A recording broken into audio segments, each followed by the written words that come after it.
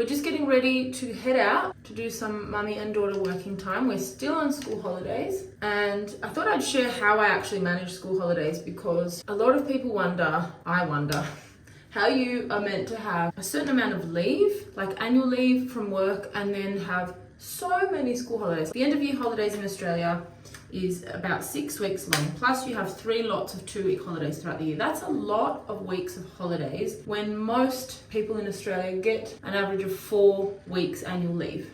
So how that all gets covered is just crazy.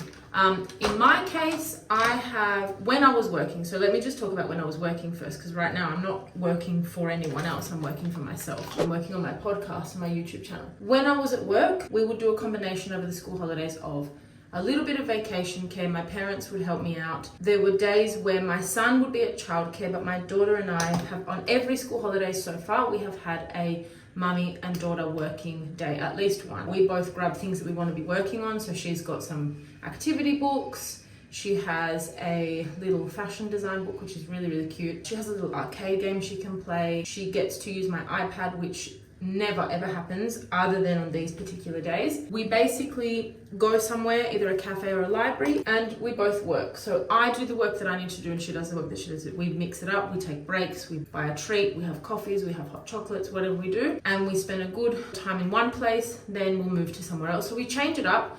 I'm still getting my work done as it goes. It's not easy. I'm not, like, I hope I'm not making it sound easy, because it's not. If you don't know, in November last year I was made redundant from my job. And instead of choosing to apply for jobs straight away to replace that job, I'm extremely fortunate, and I'm the luckiest wife, to be honest, because my husband has basically said to me, this is your time. You have wanted an opportunity to work on your creative goals for such a long time. It's been handed to you on a platter.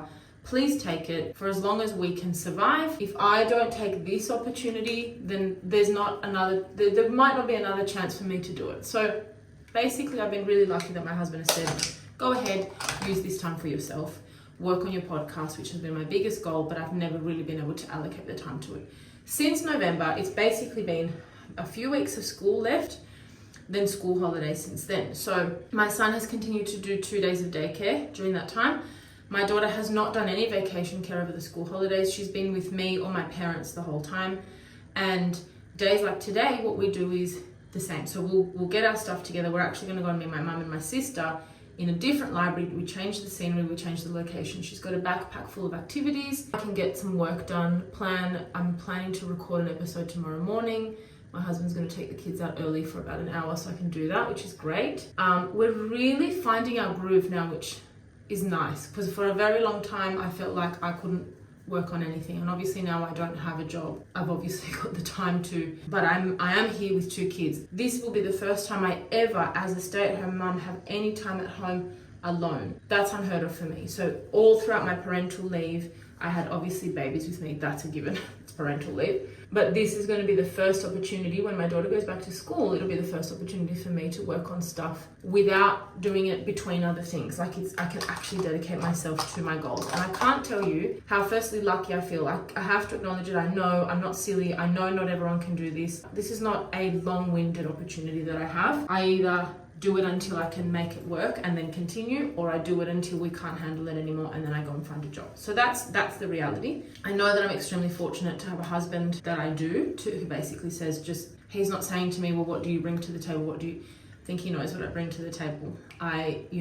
Anyway, he's a very supportive husband, and I'm very, very lucky in that sense. Because if it wasn't for him, I would have been forced to go and find another job straight away. And then my dreams of making my podcast work, this is like, the universe literally said to me, stop mucking around. Stop saying one day. Here's your redundancy. I was shocked. And here's your chance to do it. And I'm doing it. Like, I'm actually doing it. It's going slow. I keep saying it, but it's okay. Slow means it's still forward, like it's still moving forward. That's the thing. So I just wanted to talk a little bit about how I manage school holidays. At the moment, it's been easy because I don't have a job, even though I'm working constantly on my podcast. I don't have a set place to be at set hours. That's going to change because I really want to set myself a working and non-working hours because I feel like I'm doing a little bit of like all over the place all of the time, and I'm not really resting at any point. Before I was in this position, yeah, basically it was just a matter of working part-time, and then the days, and having the flexibility also to work from home. That's another huge bonus. So when I was working from home, I could have my son would be very difficult, but because he's only 2, but my daughter's almost 6. She can somewhat entertain herself. We can go places, and she can go and play in a playground, right? You know, there are cafes near me where there's a cafe in the playground right there. So she can be playing in the playground while I'm working, meeting kids, and it's all good. So she's at that age now, which is lovely, where she's a lot more, not entirely obviously, but she's a lot more self-sufficient, which means that I can kind of do 2 things at once. I can parent and work at the same time. On the days when I'm home alone with my son, which is the other 3 days of the week, that's a little bit trickier. With him, I'm back in the stage of like, I'm able to work when he has a nap, for example, when he's really having some downtime. If we chuck on a movie, which, you know, for a 2-year-old, nearly 3-year-old, he doesn't sit through the whole movie. But I do still manage to get pockets in with him.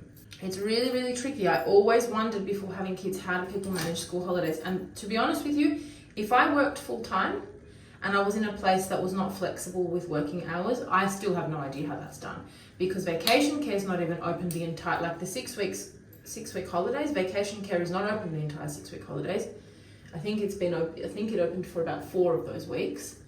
You still have 2, 4, 6, you still have 8 weeks of school holidays. A lot of people would be sending their kids to vacation care a lot of the school holidays, which is fine. Vacation care these days is fun. Like, it's not a room full of kids just sitting around. Like, they have activities every single day, like sometimes excursions, they leave, they do cool stuff. So it's great. I don't feel guilty about vacation care. It's not an issue. It's more that it's expensive. Like, obviously it's affordable in comparison to childcare, but you're still spending a lot of money. So I do still wonder how people who work full time manage if they don't have family around. Family for me has been a big thing, but if you don't have family around, how on earth do you manage the mismatch between school weeks and annual leave? Please tell me in the comments below if you are in a similar situation where you live in a place where you've got on average 4 weeks of annual leave. Your kids go to school and they have a lot more school holidays than your annual leave allows. How do you manage school holidays? How do you manage school holidays? And I really want to hear from the people that don't have the flexibility to work from home. How do you deal with school holidays? Like, it blows my mind. Anyway, we're off to do some work now. I'm going to jump on a train in a second. My son has been dropped off by my husband at daycare, which is beautiful. Let's go.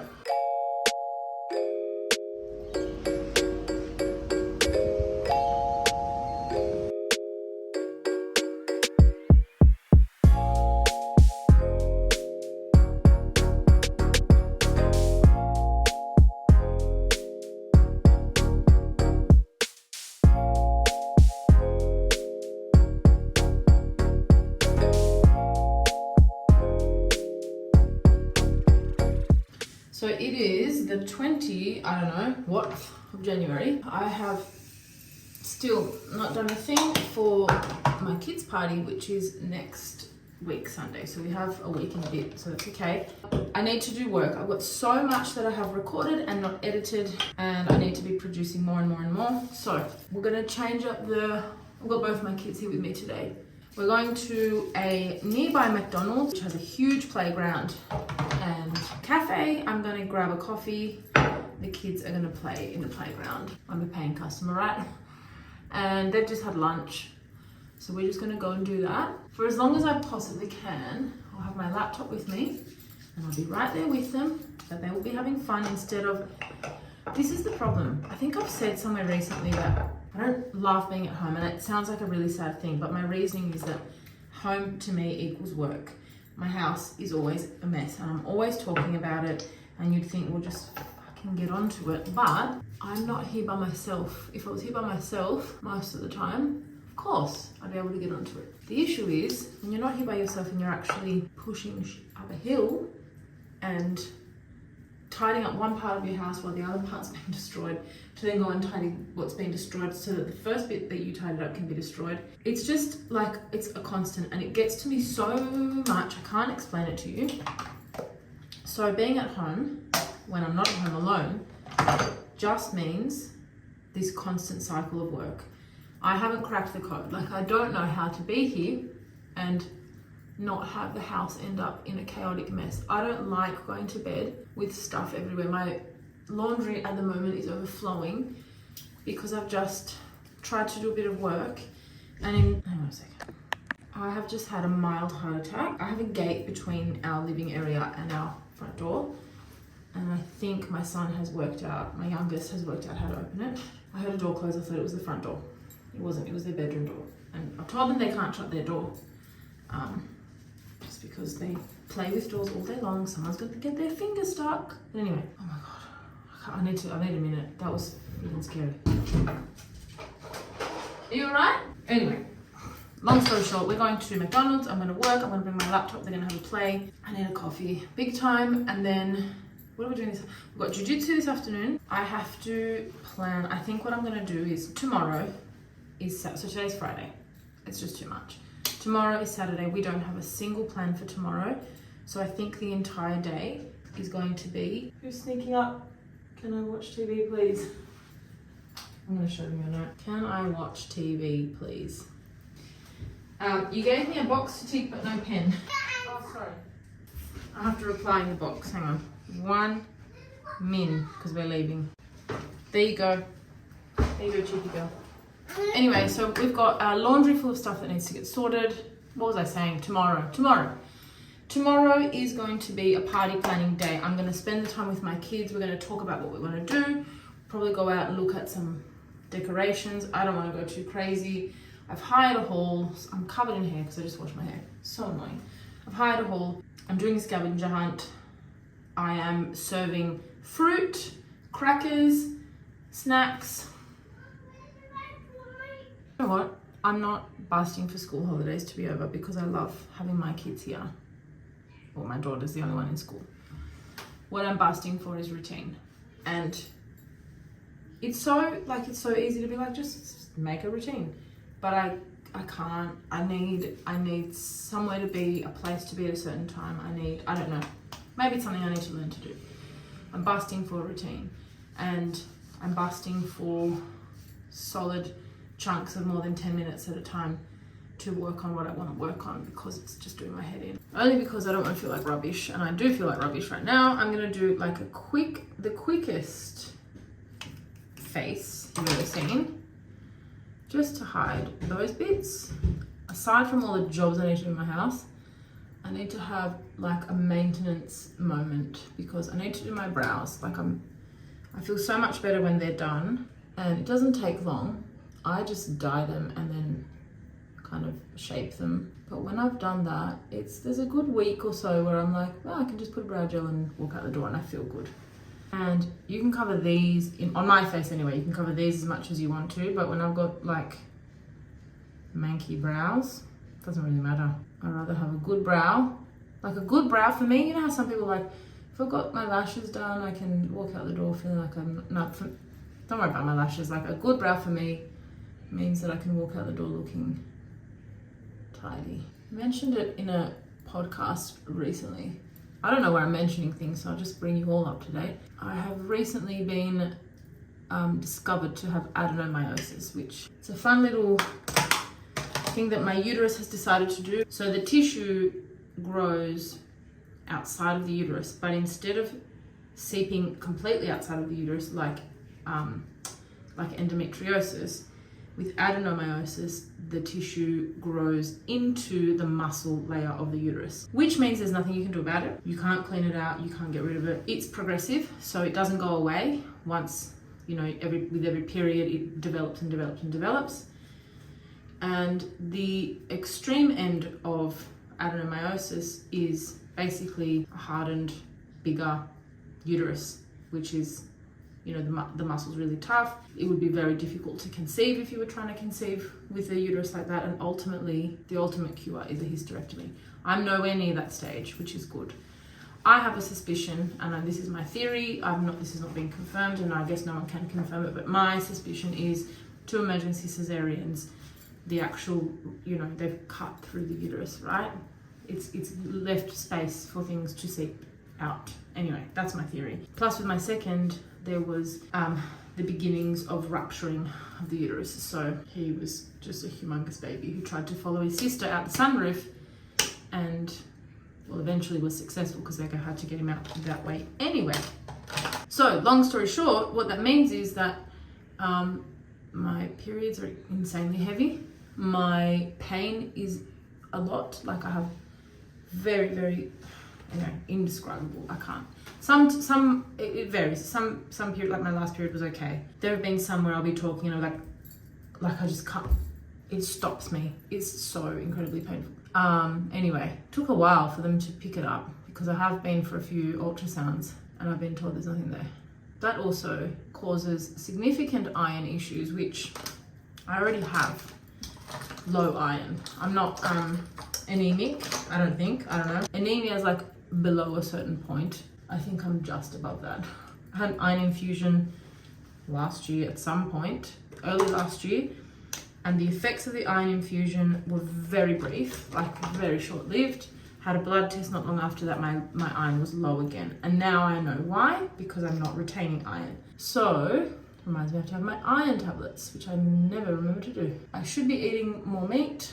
I'm trying to eat more meat. I'm also trying to take supplements that can help. At some point I have to decide whether or not I want to get something in, like an IUD, which I think I'm leaning towards making that call so that my periods get reduced, the tissue build-up doesn't happen as much, and then let's see how long that lasts me. Wait, that's not eyebrows, yes it is. But yeah, so that's where we're at. So because of all this, my iron is crap. My energy is not great. Also, I feel like I'm putting on so much weight lately. But yeah, so I'm not feeling great in my body. It's so funny because I think 2 vlogs ago, I was like, something's weird because I'm weighing more, but I'm feeling fantastic. I honestly put that entirely down to, must have been in my glowing phase because I'm not feeling it. I am needing to do a little bit more exercise. I'm not doing a lot of exercise lately. I have gone to the gym once in January, once in 2026. We're towards the end of January. I have used every free pocket of my time to work on my podcast and on this channel. Looping back to me saying, looking forward to school coming back. I'm not in the sense that I don't want my kids around, I love them here. In the sense that I'm lacking routine at the moment. The weird thing when you used to have all the time in the world and you did nothing with it, like me, and then you have no time in the world and you want to achieve so much that when you suddenly have some like tiny pockets of time, it feels like a humongous opportunity. It's really crazy. I feel like it's like when you have 1 kid, you feel like you're really busy. When you have 2 kids, you feel really busy. And then when someone minds one of your kids, you're like, oh, my hands are free. It's the weirdest thing. So obviously anyone watching who's got more than 2 kids, I've only got 2, must be thinking like, shit, I'd love to have a day with just 2 of my kids home. I'd get so much done. So I get you. I'm just not. I need to work on some systems. There's so much I want to do right now all at the same time, and I think this is what's driving me insane. Like I've mentioned a few times, I want to have a day where I just learn. Like I want to sit down and learn how to use my editing systems, how to there's so many videos I've got saved on YouTube about how to edit properly and how to, do things quicker. And there's just lots of stuff that I want to learn about the creative tools that I'm using because I'm not a techie person at all. And I'm so excited to learn and I'm kind of busting to learn, but I don't have the time for that. And anyway, my house needs systems in place. I keep saying it. And at the end of January, it's not happening. I need systems. I need a miracle. Someone send me a miracle. If there's something that you know of, give me a hack. I don't care. If there's something that you know of that helps you get your week in order, like, I don't know, because if I knew it, I could give the example and it would work, but I just don't know. What is it that helps you get a system in place, maintain it, and take a complete chunk of your day-to-day routine out of I don't know. I listened to a podcast recently. I think it was someone Mel Robbins was interviewing, and it was fantastic. I think it's a really old episode, and she was talking about how the home is cycles, and so you can never expect to be fully on top of a cycle, because a cycle is a cycle, right? Like laundry, the clothes that you're wearing end up in the wash, which means that while you're washing, even if you folded and put everything away and the laundry basket is empty, by the end of that day, you've got more laundry to do. So it's always a cycle. So you have to, I guess, accept that to a degree, nothing's going to be fully finished. But she was also giving hacks around things that don't need to be done. Like, for example, I think she gave this example around paper plates and stuff.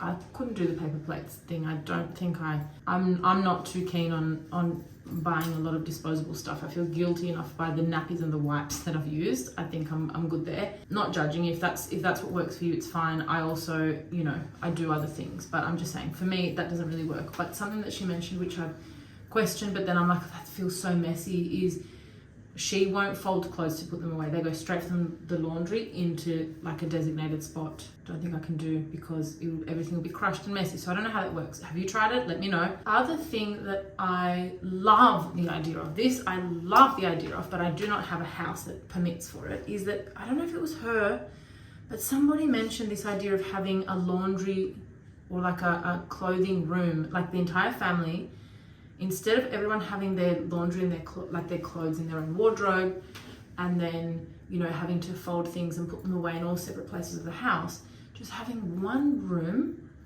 where everyone's clothes is stored in that room. You get dressed in that room, or the wash, like you got a wash basket there, you just change in that room, you put your like everything, and everyone has a separate section of the room, and it's just like a clothing room. Like, imagine a shop. That sounds so fun to me. Like, I'd love to have a room like that. We could all just have our clothes room. Maybe one day when I have a humongous house. That'll never happen in my life. Not in Sydney anyway. I need to go. I need to get some work done. And I need a coffee. Big time.